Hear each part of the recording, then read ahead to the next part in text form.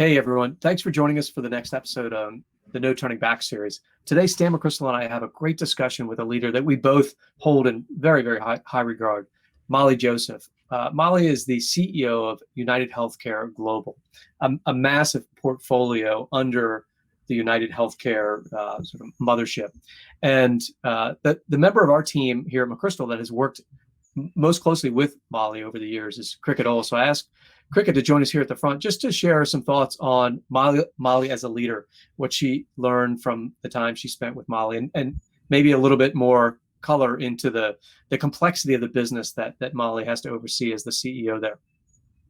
Thanks, Chris. I had the privilege of working alongside Molly Joseph for a bit of time. And from Molly's background and her leadership style, I've learned to lead with authenticity is really the most important thing, to show up your full self in everything you do. And with that, you create a really dynamic team. And that's certainly something that Molly has done within her global business, having folks around the world, different cultures, different countries, being able to unify all of that through her leadership style has been really a joy to watch and something I've certainly learned from. So I hope you enjoy today's show. That's great, Cricket. Thank you. And I agree with you. I've rarely run into a leader that I can think of that has a more complex portfolio than Molly. So there's a lot to learn here in this discussion. We have a great chat about her views on the difference between leadership and management and how critical she thinks leadership is, especially in today's window. Her views on leading with humility, especially in times when so many things are unknown. And then towards the end, when I think you'll really enjoy, she shares some of her thoughts on sort of long-term optimism, how she thinks we're going to be better as a result of this current period of crisis that we're all working through together. So thanks for tuning in. Hope you enjoy it.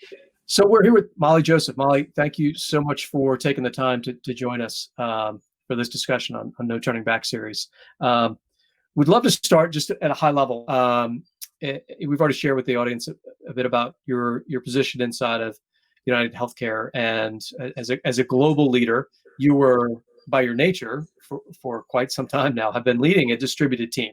That's sort of a new muscle for a lot of leaders as they've gone into this remote work status. That said, this is also driving changes for anyone. You were already remote, but it's probably added some new intensity to that role and your position, how you're communicating with your team. Would love to just hear your framing on that. How did that already being positioned as a global leader change you? And then what has this last few months, what sort of adaptation has that forced in the way you're communicating and leading your part of the business? Great. Thanks, Chris. And Stan and Chris, thanks so much for having me with you. You're two leaders that I have learned a lot from, so it's a pleasure to be able to connect with you here. Question around proximity, geographic reach, and what has changed. The way we look at healthcare and really probably any business is there's two dynamics to it. There's global and there's local, and you've got to respect both. And we've learned a lot along the way and made mistakes on both sides. Being too global and not approaching the market locally enough, and then vice versa, where you really leave a lot of value on the table because you're not learning from each other, you're not connected enough. This pandemic, this crisis is one that has really brought our overall global team, 70,000 team members, some working in health insurance, some in hospital settings, some in outpatient and ambulatory care, much more connected, despite the very local nature of how you've got to respond to local care delivery needs, which certainly have been accelerated because of COVID-19. There's such a commonality around how businesses, how the world is dealing with a crisis that is truly global in nature. And so despite the fact that we're not just geographically spread, now we really physically can't get to one another. Borders are closed.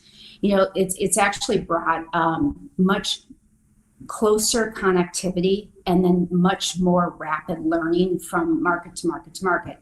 The way this particular issue hit, we had a little bit of a geographic spread where, our businesses in Europe were first impacted. then in the United States, and then in Latin America. And end to end, you're probably looking at, a month and a half span there. So there was great incentive for all of our team members, and certainly for me, to be able to lift and learn from one market to another. And that momentum has just continued. So it actually has been, I think it's accelerated the global nature of our operating model. Can I follow that up, Molly? Because this is something that Chris and I are fascinated with. Fusion cells, although you didn't use that term, you already had a global network with elements that were connected, and yet you, maybe better than nations or other organizations were pulling best practices, lessons learned, and spread them. Can you talk a little bit more detail on that? Yes, we certainly have always tried to do that. I think we've done it better in the last 2 months than we have in the last 11 years.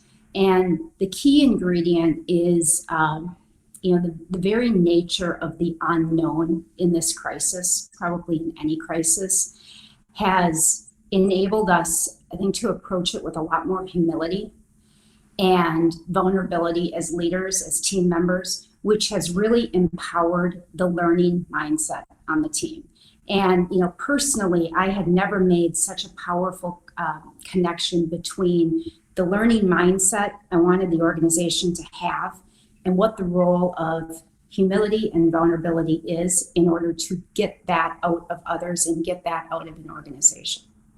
And I think, that as we look to not just how are we going to continue to respond today, but how will we come out of this, whether it's in a temporary modified new normal or ultimately a normal. It is laser focused on how do we make sure that we protect that learning mindset. Because, in a crisis, it enables great things, but in a normal, situation, it's really the key ingredient to how do you drive modernization and true innovation. It was a setup where I think, as human beings, it's easier to approach something like this with real humility, as opposed to, a leader that has, the answers. So it's a fascinating point to consider, the idea of humility and some of the other sort of leadership skills that you mentioned there.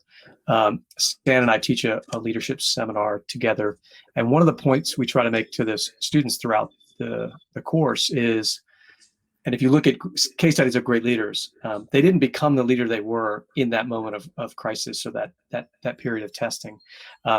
They put all their skills to work, and that's the leader we read about, but they spent a lifetime preparing for that moment, whether they knew it was going to come or not. And most don't know it's going to come. The point being, you can't figure it out on the fly. Spend every day in normal times becoming a better leader so that you have these skills to pull on during moments of crisis. Would love to hear you explore a little bit with us.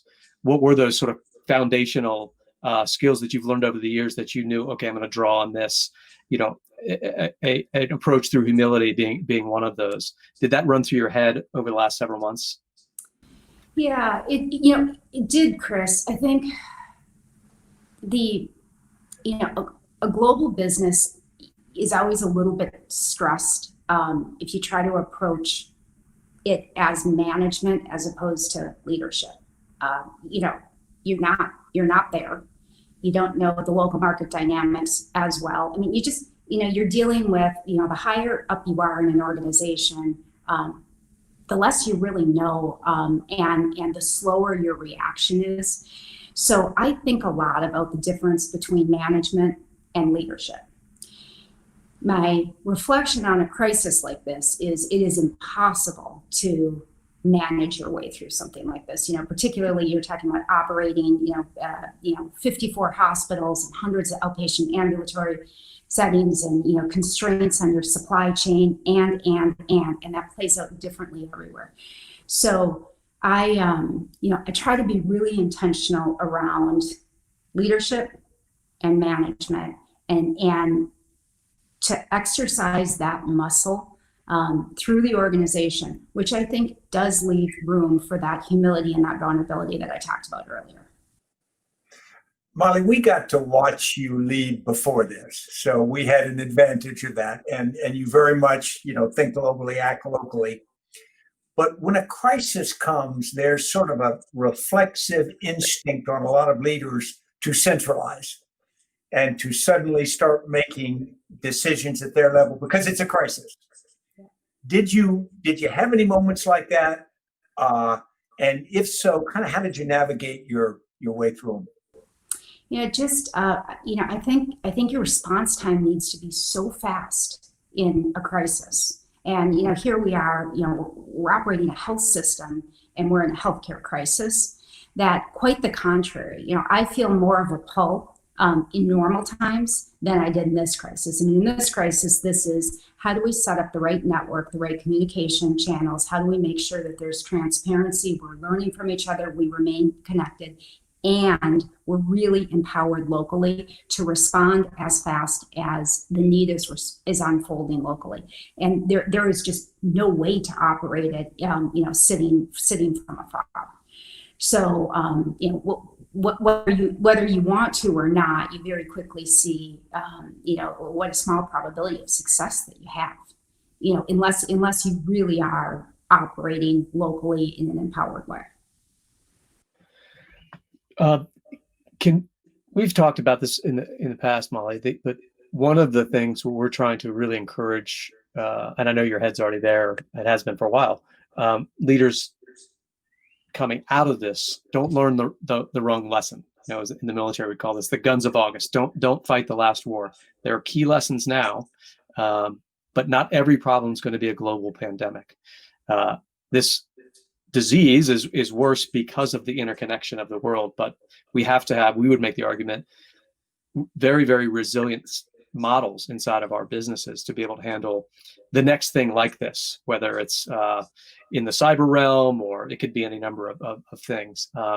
And resilient systems do better in times of unforeseen crisis like this. Would love you to just sort of offer some thoughts, because I know you've spent time thinking about this, and you obviously have a global portfolio that you have to be constantly pressure testing its resilience because you're dealing with so many different dynamics around the world. So, I don't spend much time thinking about, what's the next crisis going to be in terms of, are we going to hit another pandemic? Is it going to be, an issue with a national grid? I just know there will be another crisis, and it's going to exist somewhere within our portfolio. That to me is certainty. And so if you instead of worrying about predicting the what, you think about where do you have vulnerability in your business because you don't have agility. And I'll give you an example that I think surprised much of the world, surprised me, frankly.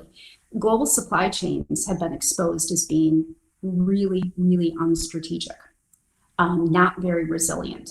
And, that is a huge part of this healthcare crisis, where generic drugs are manufactured and how concentrated that is in one country. It doesn't have to be a pandemic that disrupts that. It could have been anything that disrupts that. Concentration of PPE. What happens when global supply chains are disrupted and the shipping containers are just, out of alignment and out of cycle? It's really important as a team to pause on that learning and say, all right, what are we going to do going forward so that we don't find ourselves dealing with supply chain inefficiencies again?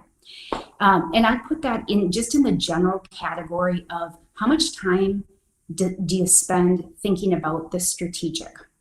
And a really strategic aspect for any business is resiliency, as you call it. I think about it as agility. And there are learnings along the way, crisis or not crisis, on where you've got business agility and where you don't. And another aspect that I think about that is less kind of grand scale global, but just how diverse is your team? The skill sets within your team. And, any sort of business disruption, or frankly, any sort of unexpected opportunity, shows you the power of a diverse team, right? Diverse and complementary team. And it also creates great growth opportunities for people. So you've got to kind of think about, what's the agility of the business? What's the agility of the team? And how do you just constantly course correct that as you go forward in status quo? I'd be interested in both of you have such deep experience in this. Any learnings either, from your private sector days or from your military days on that very question? Well, Molly, I would tell you that a word you used early in our conversation, humility, is the thing that jumps out at me. We're in the process of writing a book about risk right now. And it's exactly what you said. You don't know what risks will emerge. You just know that they will emerge. And so preparing leaders and preparing organizations to be able to adjust and respond appropriately to any number of risks is so key. So let me pull on that a little bit. If Chris's oldest daughter, Lanier, is a brilliant young lady, and if we gave her to you and said, create a Molly Joseph for the future of UHG, in today's environment, how would you do the development of a future leader, knowing what you know now, preparing them not for what we faced, but for what you think that they will face over the next few decades? Well, I could never answer that question in a vacuum, because I think first and foremost, the most important thing for each of us, regardless of what position you're in, is you got to bring your whole self, your authentic self. So to me, there is no right model of, who's a future leader.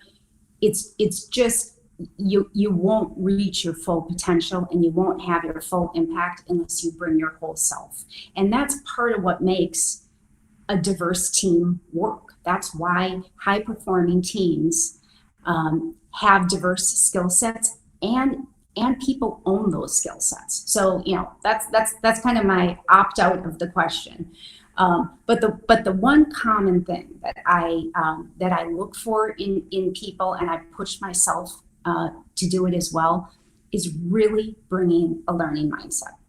Yeah. If you approach every situation, and you approach your interactions with people and organization to organization with a learning mindset. I'm listening to seek to understand. I'm not listening to respond.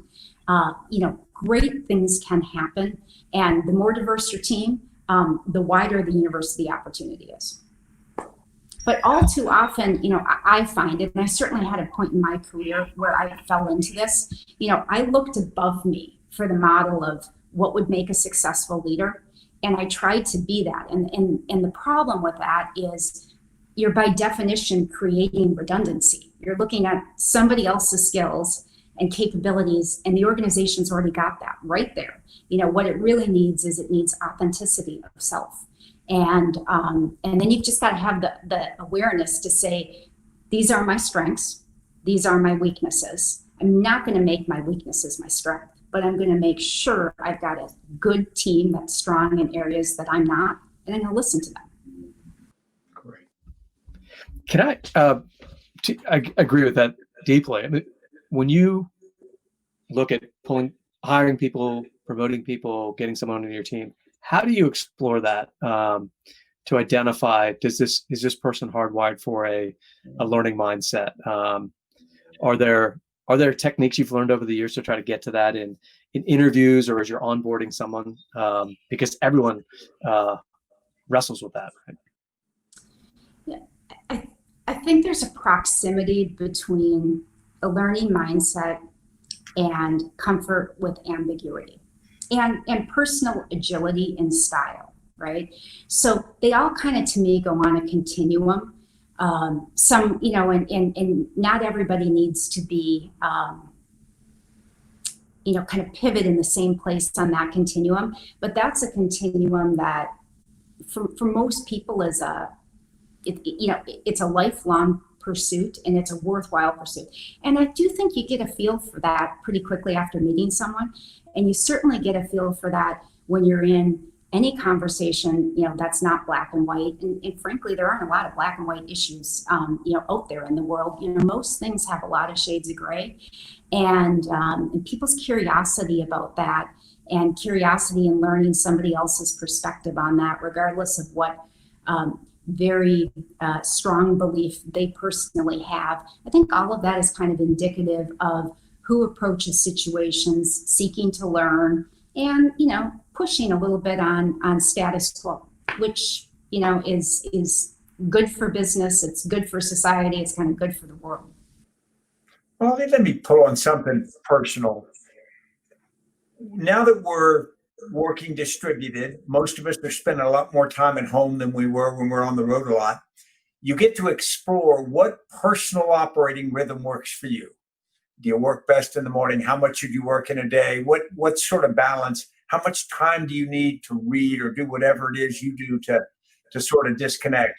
Can you describe what works for you? Yeah, thanks, Stan. Well, while my a typical week for me is so very different than what it's been for the last 11 or 12 years, because so much of my time was spent traveling and overseas. There are two aspects that are absolutely consistent, and they're consistent, always have been, no matter where I am in the world. I'm an introvert. I'm a pretty extreme introvert. I need a lot of time by myself to get energy. So no matter when my real day starts, I get up and do thinking and spend time by myself hours in advance. That's my best thinking time. And I've learned that if I take some of that time and think about what do I want to accomplish today, which is very rarely kind of a list of things to do. It's actually, what do I want to accomplish? Sometimes it's really intentional reflection on what kind of leader am I going to be today? And then I close out my day, no matter how late it is, with a look back on, what did I set up this morning, and how much of that did I accomplish versus how much of that is going to be a repeat for tomorrow until I get it right. That's a routine I never break. Is that something you've had were you hardwired like that, or is that something you learned over the years? Because I think most of us start off with checklist mentality. Here are the 10 things I have to get done by the end of the day. But I found more accomplished senior leaders pivot towards that. Who do I need to be today? How am I communicating? Have I reached those goals, rather than inbox dictating what I'm going to do during the day? And Chris, I think it evolved. I don't know that I was always as aware or reflective of how much time do I need in the morning to build an energy bank that gets me through, a day where I'm interacting with people. And so as I learned to respect that, it's just kind of the fuel I need to get through the day, I started to get smarter about how do I spend that time, and the who I want to be, and the intentionality around how I'm going to react to both, the unpleasant and the pleasant surprises in a day, because both come, really gives me a sense of grounding. And I think I learned it step by step over a lot of years. And it feels really good to me. And so I know I'm doing the right thing there. Lots of parts of my life don't have that much balance, but that beginning and that end, those two bookends to my day, I guard that religiously. Can we pivot a little bit and talk about, again, we've spoken about this a bit previously, but and maybe Stan, I'd love to start with you and hear your thoughts on, and we've talked about this a lot over the years. This is a very acute example of it. When organizations go into crisis, you get this huge surge of momentum. Everyone goes into the storming phase, and certainly experienced that in the special operations community as the world changed so radically, so quickly. How would maybe start with Stan, and then Molly, would love to hear how you're thinking about this, that pivot that leaders need to make in order to maintain the healthy part of that momentum, but then also recognize this is the new future, and so we're gonna get onto an aggressive marathon pace, and we don't know when this race ends, but we're going to look different on the backside. How did you balance? How did you come to that sort of understanding yourself, and then how'd you balance that in communication with your teams? Stan, can we start with you on that? Yeah. No, it's Chris and I experienced this together. And when we ran into Al Qaeda in Iraq, they were different than what we were prepared for. And so we had to change fundamentally. And that created a lot of energy, which overcame some inertia we had in the organization against adaptation. And that was real good. And we did it. And then there was a period at which we were moving 100 miles an hour, but that was not sustainable at an effective pace, particularly in a centralized way. And so what that did for me is it reinforced a little of what you talked about, Molly. It was really important for me to decentralize, not just because that's a good thing, but because if we were going to maintain energy, it couldn't be maintained centrally and do that. And so two things happened. I found that when we pushed down and we let them run at their pace locally, they knew when to sprint, they knew when to slow down, it was better. And it gave the entire organization the ability to hit something that was sustainable enough that we could keep it going. Now, every once in a while, I felt like I had to push the organization if I felt parts of it maybe starting to move slower than we wanted to. But in reality, I felt when you gave broad mission taskings to people, they create their own energy. You don't have to keep infusing it. And so that was, for me, maybe the big learning of that experience. Chris, what about for you? Yeah, interestingly, this is as a leader in an organization, this is one of the first times that I've been at the front of trying to lead through it. To your point, I certainly experienced it in special operations.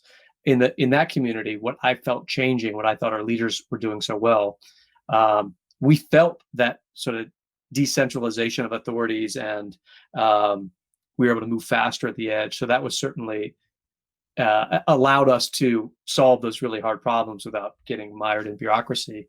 But what set us, for me, I can say personally, what set us on that marathon mentality was the focus and discipline that our leaders put around communication, the transparency, the consistency, the more aggressive rhythm of communication.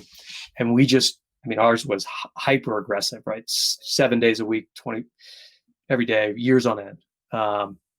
We'd spend an hour and a half, and I know you know this history, Molly, locked in video communication with thousands of people around the world. And that gave you the opportunity to have a real discussion with your leadership. Over time, that was less intimidating, more small team sort of conversation at this massive scale. And that, for me personally, I think a lot of folks in the community would say, became this really powerful heartbeat. And you knew every day, some days were okay, some days were great, some days were terrible, right? But every day you were going to check in, and you felt like you were going back into the team room and getting close to those that were living that same hard problem, learning from each other, getting better together, and then you'd go back out into the fray. And if that had been every 2 weeks or every month or the more normal cadence that we're used to, by day 10 of that 2-week cycle, you would have been miserable and disconnected.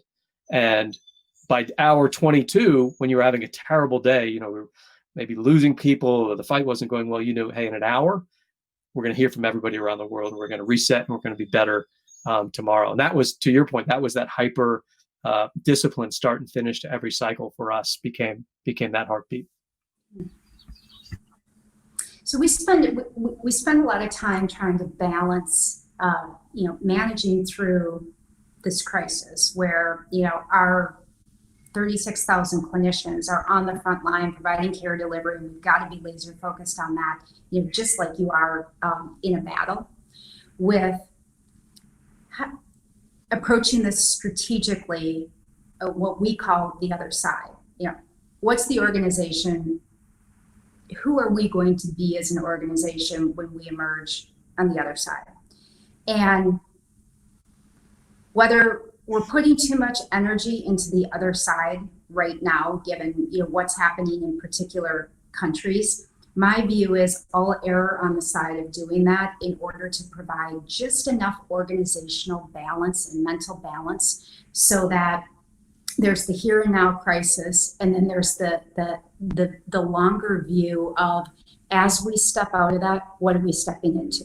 And none of us knows right now, will the new normal be a new normal that lasts for 18 months and we all go back to normal? Will there ever be a return to what it was? But I want there to be that balance on laser focused on the here and now, what we've got to get done in order to provide, care for the people that we're committed to caring for, and the health systems we're committed to serving, as well as making sure that, each step forward is towards a North Star of where we want to be coming out.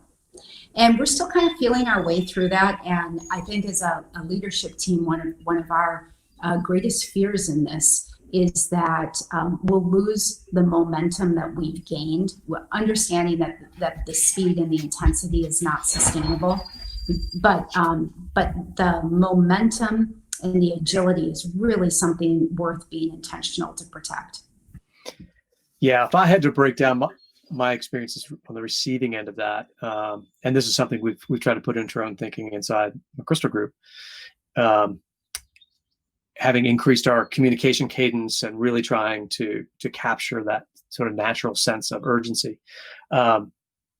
Every day, Stan was leading, thousands of people around the world. Every day down at that front line where it matters the most, people are making these yes/no decisions. Am I going to do this, or am I going to ask permission or wait for more information? And my realization was they wanted to put, and I think this is the right answer now in problems like this, you want as many people saying yes to those opportunities, decisions, et cetera, as possible, without crossing these like existential lines where they're going to create some unrecoverable problem for the business. And if I'm wired like a normal person, every minute that goes by that I haven't heard from Molly Joseph or that senior leader, I'm going to regress back to the safe play. Most of us are just wired like that. Every time I hear from you and you explain, here's good risk, here are things I want you doing, here's the thing here's an example, storytelling, you being an honest leader about what you know and don't know, what you're comfortable with, I'm more likely to say yes to that opportunity. And when you scale out all those little yeses, suddenly you have this massive, this massive global machine in motion together. So it's not one magic button, it's all those little choices. Can you talk a little bit about optimism in this whole situation? I know the world's in a really tough spot right now, but we'll get through it, and we'll redesign ourselves. We'll act differently. What gives you hope or encouragement right now, and what on the backside of this, whenever this might come to an end, how do you think we'll be better or stronger for it? I said it earlier, kind of the difference between management and leadership, and what gives me great optimism watching organizations and governments go through this is, in order to make progress, we have to approach it from a leadership lens, which just innately means in a more empowered operating model. And I think the downstream goodness that comes from that, innovation, risk-taking, and risk-taking can be, calculated risk-taking. Risk-taking is healthy as long as it's within a structure. Kind of flexing some of the traditional norms around what's the private sector's role and what's the government's role. And instead, we've seen organizations, all over the world really focus on balancing the traditional kind of shareholder value with societal value. And the upstream goodness that can come from that is enormous, and it gives me great hope. Yeah, I think you're right. Molly, this has been a great discussion. It's awesome to connect with you, hear where your head is, and just to see the great work that you and your teams are doing, especially given your space at such a critical time. So, and knowing how busy you must be, given your portfolio, we really appreciate the time you spent with us here. Thank you very much. It's so nice to reconnect with both of you. As I said in the beginning, you're two leaders I've learned a lot from. So, the pleasure is all mine. And Molly, if you would, on behalf of all of our team, thank all of your team for what they're doing. Hey, everyone. Thanks for joining us for that discussion with Molly Joseph. Just a fantastic leader. I've known Molly for years, really, really inspirational. And to watch her lead such a complex global team through a time like this in such a critical space for all of us has really been impressive and inspiring to watch. So hope you got as much out of that discussion as we did. And we look forward to seeing you next time here on No Turning Back. Thanks.